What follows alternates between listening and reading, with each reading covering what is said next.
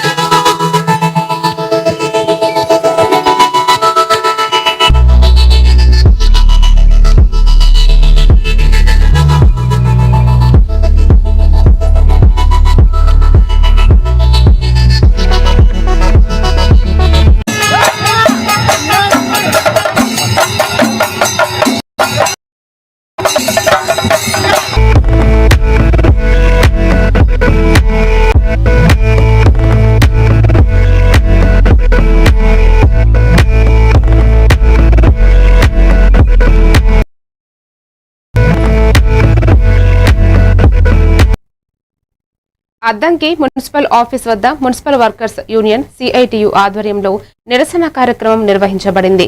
రాష్ట్ర బడ్జెట్లో కార్మికులు, రైతు, గ్రామీణ పేదలకు న్యాయం చేయబడలేదని, మున్సిపల్ వర్కర్స్ కేటాయింపుల్లో అన్యాయం జరిగిందని తెలిపారు.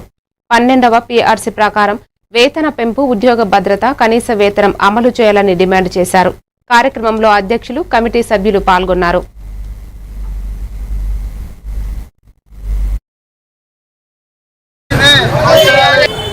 రాష్ట్ర ప్రభుత్వం 2026-27 సంవత్సరానికి నిన్న బడ్జెట్ ప్రవేశపెట్టడం జరిగింది. రాష్ట్ర బడ్జెట్ మొత్తం విపక్షంలో ఉన్నటువంటి తెలుగుదేశం మరియు కూటమిలో ఉన్నటువంటి పార్టీ నాయకులు, మున్సిపల్ కార్మికులు, స్కీమ్ వర్కర్లు శిబిరాల దగ్గరకు వచ్చి మేము అధికారంలోకి వచ్చిన తర్వాత కార్మికులు, మున్సిపల్ కార్మికులు అందరూ సమస్యలు మేము పరిష్కారం చేస్తున్నా, పర్మనెంట్ చేయమని చెప్పి అడుగుతా ఉన్నారు. కార్మికులు సమాన పనికి సమాన వేతనం ఏమని అడుగుతా ఉన్నారు. పారిశుద్ధ కార్మికులు, ఇంజనీరింగ్ కార్మికులు, రాష్ట్ర వ్యాప్తంగా వేలాది మంది కార్మికులు ఈరోజు పట్టణాన్ని శుభ్రం చేయటంలో, ప్రజల ఆరోగ్యాన్ని కాపాడటంలో ముఖ్య భూమిక పోషిస్తా. ఈ బడ్జెట్లో ప్రజలకు ఉపయోగపడినటువంటి, కార్మికులకు ఉపయోగపడినటువంటి, రైతులకి, పేదలకి, అందరి వర్గాలకు, పేద వర్గాలకి నష్టం చేకూర్చే విధంగా ఈ బడ్జెట్ ప్రకటన వెంటనే నిధులు కేటాయించాలి. ఈ బడ్జెట్ను సవరణ చేసి మున్సిపల్ కార్మికులు, స్కీమ్ వర్కర్లు, అంగన్వాడీ, ఆశ అన్ని వర్గాలైనటువంటి కార్మికులకి ఈ యొక్క బడ్జెట్లో నిధులు కేటాయించి ఈ వేతనాల పెంపుదల కోసం రాష్ట్ర ప్రభుత్వం చర్యలు తీసుకోవాలని చెప్పేసి. బాపట్ల జిల్లాలో ఈ నెల 23వ తేదీ నుంచి ఇంటర్మీడియట్ బోర్డు పరీక్షలు ప్రారంభం కానున్నాయి. జిల్లా అధికారి జుబేర్ తెలిపారు. ఇప్పటికే ప్రాక్టికల్ పరీక్షలు సక్రమంగా నిర్వహించబడ్డాయి. 36 పరీక్ష కేంద్రాల్లో చీఫ్ సూపరింటెండెంట్లు, డిపార్ట్మెంట్ ఆఫీసర్లు నియమించబడ్డారు. కొత్త CBSE తరహా మార్పులు మొదటి సంవత్సరం విద్యార్థులకు నీట్, JEE, MCET, IIT లాంటి పరీక్షల్లో భవిష్యత్తులో ఉపయోగకరంగా ఉంటాయన్నారు. పబ్లిక్ ఎగ్జామినేషన్స్ మోడల్ మారింది ఈ సంవత్సరం నుంచి. దాని మీద పిల్లలకి ఆ ప్యాటర్న్ ఉపయోగకరంగా ఉంటుందంటారా? అవి చాలా మందితో చర్చించిన తర్వాత తీసుకున్నటువంటి నిర్ణయం అది. ఎందుకంటే మనకు ఇప్పుడు CBSE ప్యాటర్న్లోనే సిలబస్ కూడా వచ్చింది. ఇవి నీట్ ఎగ్జామ్స్ కూడా పిల్లలు కూడా బాగా ఉపయోగపడుతుంది. ఈ సంవత్సరం సెకండ్ ఇయర్ తోటి మనకు పాత సిలబస్ కంప్లీట్ అవుతుంది. ఫస్ట్ ఇయర్ సిలబస్ మారింది. దాని ప్రకారం చాలా రీఫార్మ్స్ అనేది తీసుకురావడం జరిగింది. ఆ రీఫార్మ్స్లో భాగంగా మనం ఇంతకుముందు సెకండ్ లాంగ్వేజ్ అనేటువంటి సపరేట్గా ఉండేది.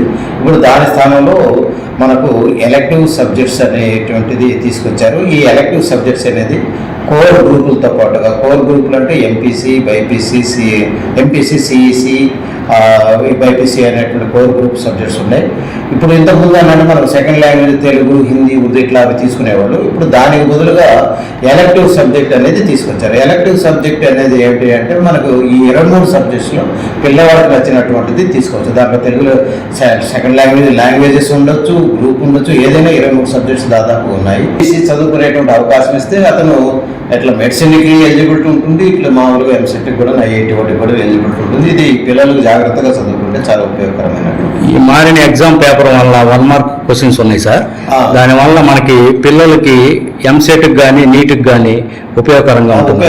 ఇప్పుడు మనకి ఏంటంటే నీట్ అనేది కూడా అక్కడ మల్టిపుల్ ఛాయిస్ ఉంటాయి. మనకి ఇంతకుముందు పాత ప్యాటర్న్ లేదంటే షార్ట్ క్వశ్చన్స్ అంటే 2 మార్కులకి, వెరీ షార్ట్ అంటే ఇట్లా ఉండేవి 4 మార్కులు ఎస్ఐ అనేవి. ఇప్పుడు ఏంటంటే మనకు 1 మార్క్ క్వశ్చన్స్ కూడా తీసుకురావడం జరిగింది. కాబట్టి ఇది వాళ్ళకి ఎలాగ మనం కాంపిటేటివ్ ఎగ్జామ్స్లో మనకు అలాగే ఉంటుంది. కాబట్టి ఆ ప్రాసెస్లో వాళ్ళు ఇప్పటి నుంచి 2వ తేదీ నుంచి జరగబోతున్నాయి.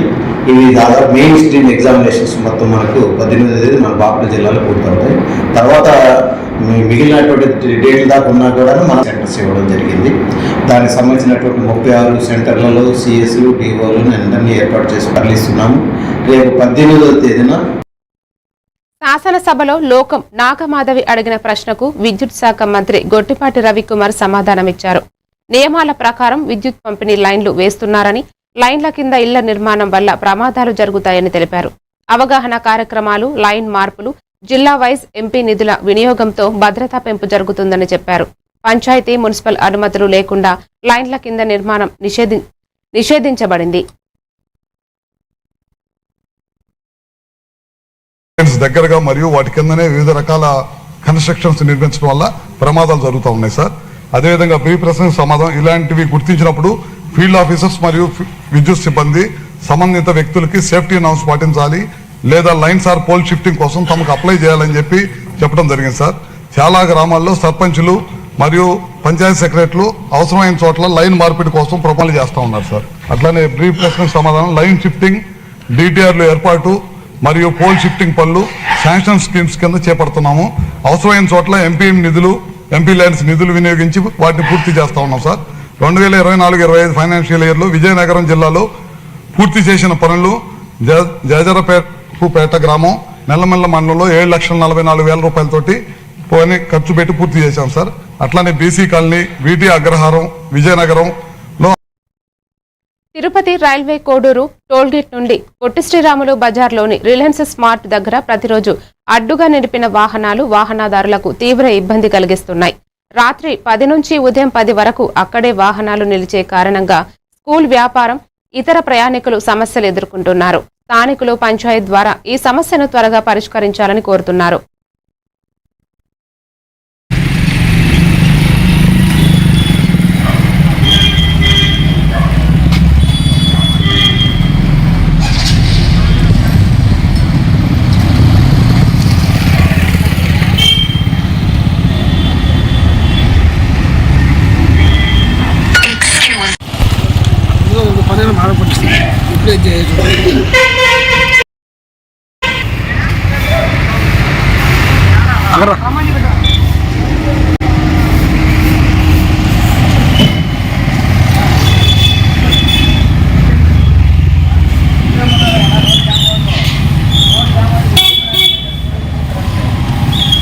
బాబు మేనేజర్ నేనా?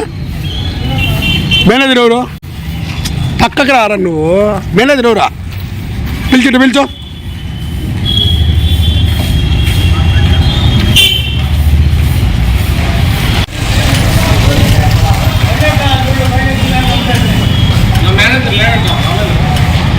ఇన్ఛార్జ్ కూడా లేరా నేనా?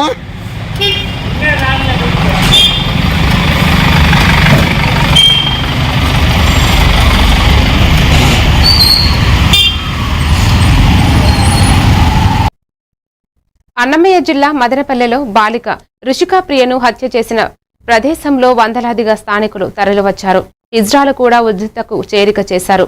నిందితుని ప్రజా కోర్టులో శిక్షించాలని సిబిఐ నాయకులు సాంబ డిమాండ్ చేస్తూ నినాదాలు చేపట్టారు. స్థానికులు హంతకుణ్ణి అప్పగించాలని, న్యాయం తీసుకోవాలని తీవ్రంగా డిమాండ్ చేస్తున్నారు.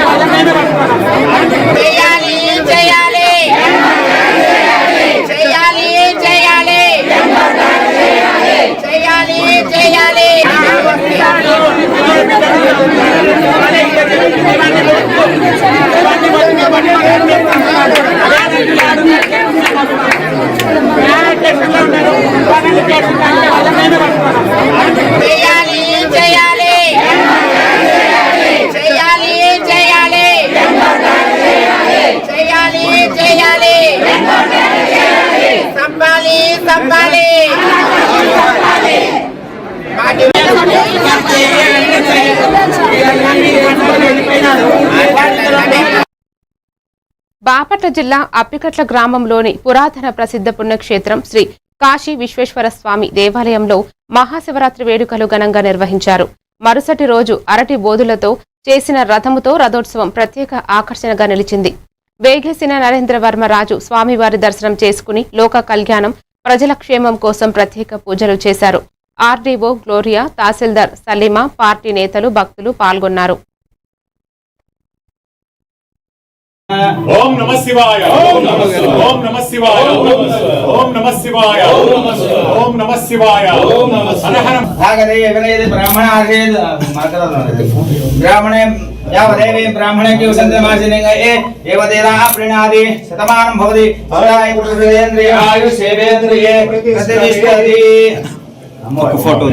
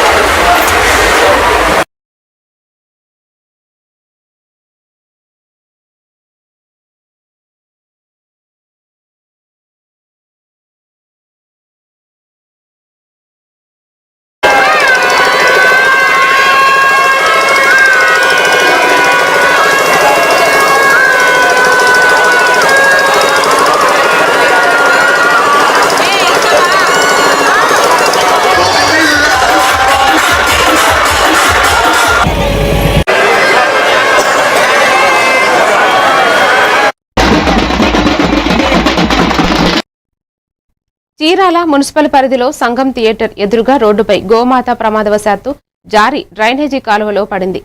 ఇది గమనించిన స్థానికులు వెంటనే సహాయక చర్యలు చేపట్టారు. సమాచారం అందుకున్న చీమకుర్తి బాలకృష్ణ మున్సిపల్ సిబ్బందికి తెలియజేయగా వారు తక్షణమే ఘటనా స్థలానికి చేరుకున్నారు. స్థానికుల సహకారంతో గోమాతను సురక్షితంగా బయటకు తీసి వైద్య పరీక్షలకు తరలించారు. స్వల్ప గాయాలతో గోమాత క్షేమంగా ఉందని వైద్యులు తెలిపారు.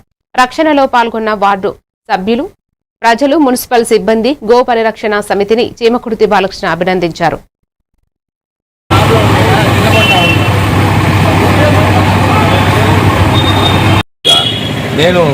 నా పేరు చీమకుర్తి బాలకృష్ణ, 17వ వార్డు కౌన్సిలర్గా చీరాల మున్సిపాలిటీలో పనిచేస్తున్నాను.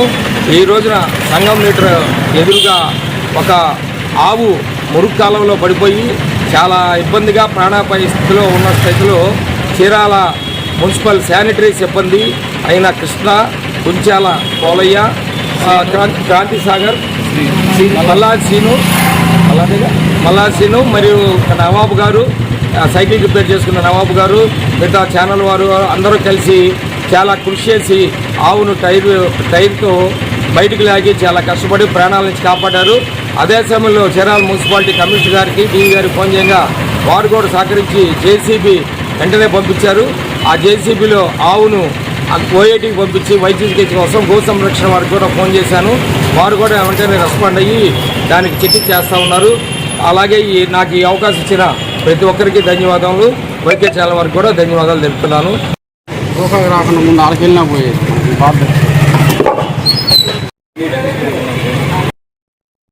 నిజామపేట మండలం నందిగామ గ్రామంతో పాటు శ్రీ రేణుకా ఎల్లమ్మ తల్లి ఆలయంలో కల్వకుంట్ల చంద్రశేఖర్ రావు 72వ జన్మదిన వేడుకలు బీఆర్ఎస్ నేతల ఆధ్వర్యంలో ఘనంగా జరిగాయి. ప్రత్యేక పూజలు, కేక్ కట్ చేసి టపాసులు పేల్చి సంబరాలు నిర్వహించారు. తెలంగాణలో మళ్లీ బీఆర్ఎస్ ప్రభుత్వం రావాలని ప్రజలు కోరుకుంటున్నారని నేతలు అన్నారు. కాంగ్రెస్ హామీలపై విమర్శలు చేశారు. రానున్న జెడ్పీటీసీ, ఎంపీటీసీ ఎన్నికల్లో బీఆర్ఎస్ ప్రభంజనం సృష్టిస్తామని ధీమా వ్యక్తం చేశారు. మనకు యాసంగి చెల్లు నింపి మిషన్ కాకర పంటలు పండించి ఇలా భారతదేశంలో ధాన్యాన్ని నంబర్ 1 స్థానానికి తీసుకుపోయిన నాయకుడు మా కేసీఆర్. అలాగే నాయకుడు కల్వకుంట్ల చంద్రశేఖర్ రావు. ఎవరో చిన్న చిన్న మాటలకు ఎప్పుడు కూడా మా నాయకుడు స్పందించడు. టైం వచ్చినప్పుడు పంటలు పండించి ఇలా భారతదేశంలో ధాన్యాన్ని నంబర్ 1 స్థానానికి తీసుకుపోయిన నాయకుడు మా కేసీఆర్. అలాగే జన్మదిన 72వ జన్మదిన సందర్భంగా నందిగామ గ్రామంలో మా గ్రామ కమిటీ అధ్యక్షతన జరిగిన వేడుక అనడం ఎంత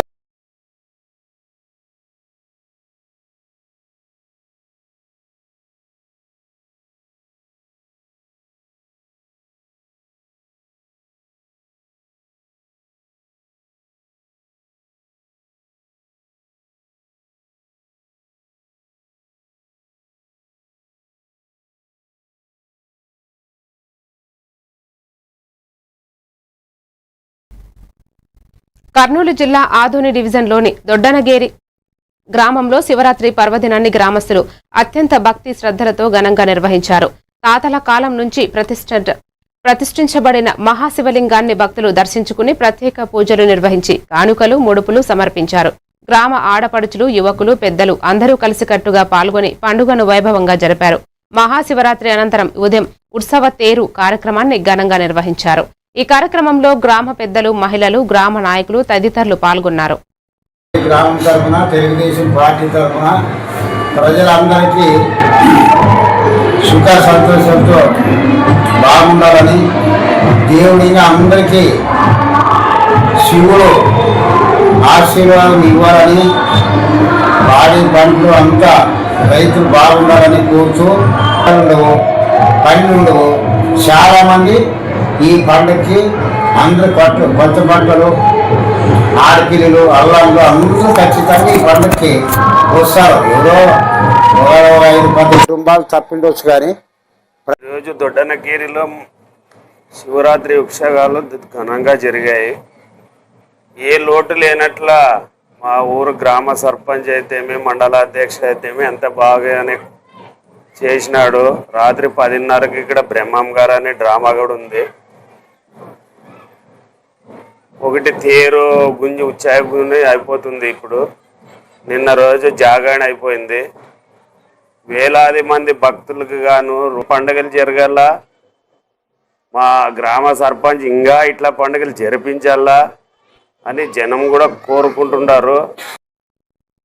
చిత్తూరు జిల్లా కుప్పంలో ప్రెస్ క్లబ్ లో నిర్వహించిన మీడియా సమావేశంలో మాజీ కేంద్ర మంత్రి చింతామోహన్ మాట్లాడారు. రాష్ట్రానికి బిల్ గేట్స్, బిల్ క్లింటన్లు రావడం వల్ల ప్రజలకు ప్రత్యక్ష ప్రయోజనం ఏమిటో చెప్పాలని ఆయన ప్రశ్నించారు. కుప్పంలో కనీసం 30 ఉద్యోగాలైనా చంద్రబాబు కల్పించారా అని విమర్శించారు. 29 ఏళ్లకు కాంగ్రెస్ పార్టీ చంద్రబాబును ఎమ్మెల్యేగా చేసింది. 30 ఏళ్లకు మంత్రిగా చేసింది. 44 ఏళ్ల వయసులో ముఖ్యమంత్రిగా చేసింది కాంగ్రెస్ పార్టీనేనని ఆయన పేర్కొన్నారు. ఓబీసీ ఫైనాన్స్ కార్పొరేషన్ ఉంది. దానికి ఏమన్నా ఇచ్చాడా బడ్జెట్ లో? సున్నా. ఓబీసీ బిడ్డలు చదువుకుంటా ఉన్నారు కాలేజీల్లో. వాళ్ళకి ఏమన్నా మెస్ బిల్లులు ఇస్తున్నాడా? ఫుల్ మెస్ ఛార్జీలు కానీ, స్కాలర్షిప్లు కానీ సరిపోయినంత ఇస్తున్నాడా? లేదు. 100 రూపాయలు కావాల్సి ఉంటే 30 రూపాయలు, 20 రూపాయలు సర్దు పెడుతున్నాడు. తల్లిదండ్రులు డబ్బులు ఇవ్వలేకపోతున్నారు. వీళ్ళు కష్టాల్లో కన్నీటితో మరి తీసుకున్నాం. ఫుల్ మెస్ ఛార్జీలు తీసుకున్నాం, పాకెట్ మనీ తీసుకున్నాం, ఫీజులు తీసుకున్నాం. ఈరోజు ఏది ఎక్కడ పోయింది? కాంగ్రెస్ ప్రభుత్వం ఉన్నప్పుడు ఉన్నటువంటి ఫుల్ మెస్ ఛార్జీలు, ఫీజు రీయింబర్స్మెంట్లు ఎందుకు పోయినాయి, ఎందుకు ఆపారు అని నేను అడుగుతున్నా. జగన్మోహన్ రెడ్డి గారిని కూడా అడుగుతున్నా. తండ్రి బడి, అమ్మబడి అని చెప్పేసి ఈ బిడ్డల భవిష్యత్తులను దెబ్బకొట్టారు. దీన్ని నేను ఖండిస్తున్నా.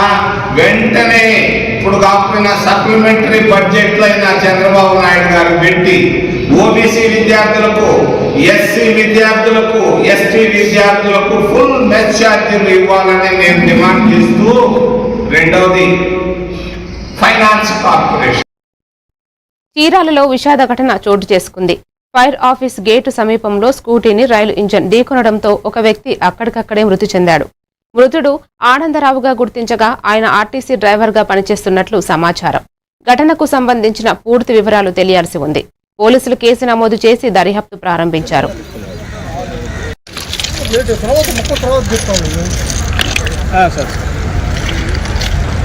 రైల్వే స్టేషన్ దగ్గర ఉన్నారు అయితే ఒకసారి వెళ్ళి కనపడండి.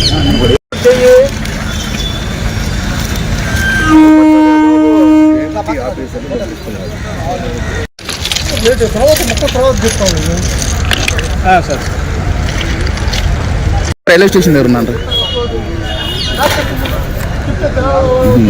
అయితే ఒకసారి వెళ్ళి కనపడండి.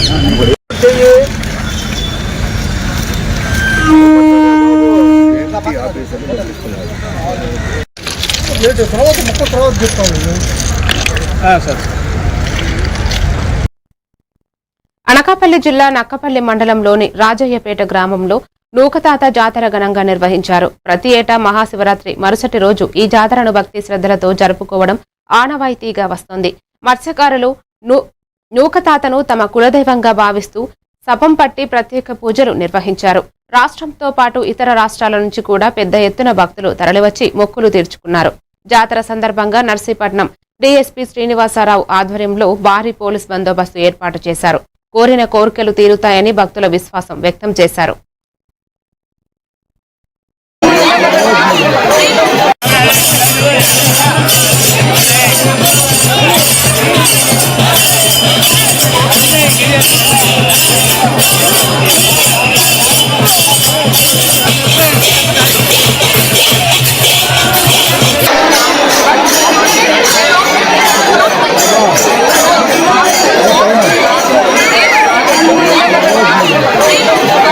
రాజపేట గ్రామం. ఈ ఊర్లో నూకతాత పండుగ చాలా వైభవంగా చేస్తారు. నూకతాత అంటే చాలా పేరైన దేవుడు. ఒక మనిషి అంట ఆయన దేవుడు అయ్యాడు. దేవుడు అంటే చాలా వైభవమైన దేవుడు. వేల జనాలు వస్తారు. 4000 జనాలకు ఎక్కువే వస్తారు. ఎక్కడెక్కడ లేని జనాలు అందరూ వస్తారు. ఎంత జనం ఎందుకు వస్తున్నారు అంటే అంత మహిమగల దేవుడు కాబట్టి మార్నింగ్ నుంచి ఏం తినకుండా ఉపవాసాలు ఉండి సపం పడి ఎంత ఘనంగా చేస్తారంటే జనాలు ఉప్పొంగిపోతారు. అంత అందంగా చేస్తారు. అందరూ వచ్చి చూడండి, చాలా బాగుంటది పండుగ. అందరూ కూడా సహకరించి, పోలీసు వారితో సహకరించి ఎటువంటి ఇబ్బందులు లేకుండా ఈ కార్యక్రమాన్ని, ఈ పండుగని హ్యాపీగా నిర్వహించాలని వాళ్ళకి భక్తులు కూడా సూచిస్తున్నాము. అందరూ కూడా ఈ పండుగ సందర్భంగా పండుగ శుభాకాంక్షలు. అలాగే రాజాపేట గ్రామస్తులందరికీ కూడా మాకు చాలా చక్కగా సహకరిస్తున్నారు. అందరూ కూడా వాళ్ళందరికీ కూడా రాజాపేట గ్రామస్తులకి, అట్లాగే ఎక్కడైతే పూరి తర్వాత భువనేశ్వర్, చెన్నై ఎక్కడెక్కడి నుంచో అందరూ. బాగ్ అంబర్పేట్ హనుమంతరావు ఇంటి ముందు 27 లక్షల వ్యయంతో చేపట్టిన సీసీ బీటీ రోడ్డు పనులు మాజీ MP V Hanumantharao, Bagh Amberpet division contest corporator Chambula Usha Srikanth Goud పర్యవేక్షించారు. ఈ సందర్భంగా హనుమంతరావు మాట్లాడుతూ తెలంగాణలో కాంగ్రెస్ ప్రభుత్వం ఏర్పడిన తరువాత అంబర్పేట్ నియోజకవర్గానికి ప్రత్యేక బడ్జెట్ కేటాయించి అభివృద్ధి పనులు వేగంగా పూర్తి చేస్తున్నామని తెలిపారు. కార్పొరేటర్ చంబుల ఉష శ్రీకాంత్ గౌడ్ మాట్లాడుతూ ముఖ్యమంత్రి రేవంత్ రెడ్డి, ఇన్ఛార్జి మంత్రి పొన్నం ప్రభాకర్ చొరవతో డివిజన్ కు ప్రత్యేక నిధులు మంజూరు అయ్యాయని చెప్పారు. లైబ్రరీ, అందులో ఆడిటోరియం కట్టాలనేది ఒకటి పెండింగ్ ఉంది. అది కూడా రేవంత్ రెడ్డి గారు తప్పనిసరిగా చేస్తాను ప్రామిస్ చేశారు. అది ఒక్కటి చేసేస్తే ఈ ప్రాంతం అంతా బాగా అభివృద్ధి చెందుతుంది. బడుగు బలైన వర్గాలకు న్యాయం జరుగుతుంది. రోడ్లు, డ్రైనేజ్ ఇవన్నీ కూడా బాగుంటే డీడీ కాలనీ ఈ ప్రాంతం అంతా బాగా అభివృద్ధి చెందుతుంది అనేది నా ఉద్దేశం. ప్రజలందరికీ కూడా ఒకటే మనవి చేసుకుంటున్నాం, అభివృద్ధి అంటేనే కాంగ్రెస్ ప్రభుత్వం, కాంగ్రెస్ ప్రభుత్వం అంటేనే అభివృద్ధి. ఎప్పుడు కూడా ప్రజల పక్షపాతిగా ఉంటూ వస్తుంది కాంగ్రెస్ ప్రభుత్వం పనులన్నీ కూడా. దానికి నిదర్శనము మీరు ఈ మధ్యలో వస్తున్న అన్ని ఎలక్షన్లకు కూడా చూసుకోవచ్చు. గతంలో చూసుకుంటే బై ఎలక్షన్ జూబ్లీ హిల్స్ లో ఎలాగైతే ప్రజలు మమ్మల్ని నమ్మి ఓట్లేశారో అలాగే గ్రామ పంచాయతీలో కూడా మమ్మల్ని గెలిపించారు చేస్తున్నాము. ఎప్పుడు కూడా నిరంతరం రాష్ట్ర అభివృద్ధికి ఈ యొక్క ఆలోచనల ముందుకు సాగించే విధంగా మేము అందరం కూడా పనిచేస్తున్నామని ఈ సందర్భంగా ప్రజలకి మరొకసారి విజ్ఞప్తి చేస్తున్నాం.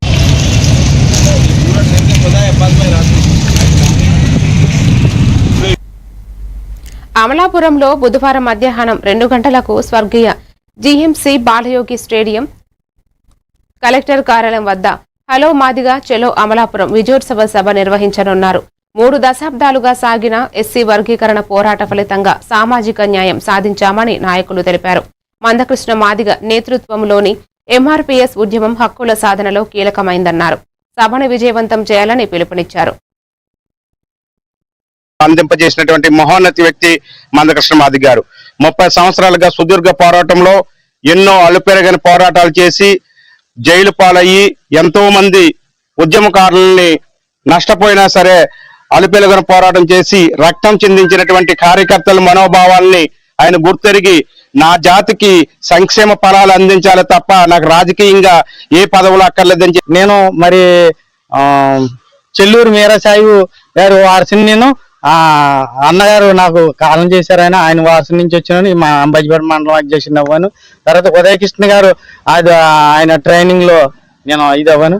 చిరంజీవన్ని జోరిపేట ఈ పొద్దుట 25వ తారీఖుని మాదిగలందరూ కలిపి విజయోత్సవ సభని డాక్టర్ బిఆర్ అంబేద్కర్ కోనసీమ జిల్లా బాలయగడ్డలో విజయోత్సవ సభని నిర్వహించుకుంటున్నాము.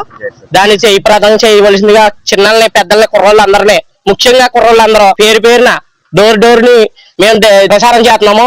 అందరూ వచ్చి దాన్ని పెద్ద విజయోత్సవంగా చేయవలసిందిగా కోరుకుంటున్నామండి. 2026 అనగా బుధవారం హనుమకొండలో బీఆర్ఎస్ శాసనసభాపక్ష నేత సిరికొండ మధుసూదనాచారిని పోలీసులు అరెస్టు చేశారు. తొర్రూరు మున్సిపల్ చైర్మన్ ఎన్నికకు బయలుదేరుతున్న సమయంలో పోలీసులు దారికి అడ్డుగా మోహరించారు. హనుమకొండలోని టీవీ టవర్ సమీపంలో మధుసూదనాచారి నివాసం వద్ద భారీగా పోలీసుల బలగాలు మోహరించి పరిస్థితిని కట్టుదిట్టంగా నియంత్రించారు. బీఆర్ఎస్ శ్రేణులు అసంతృప్తి వ్యక్తం చేస్తున్నాయి.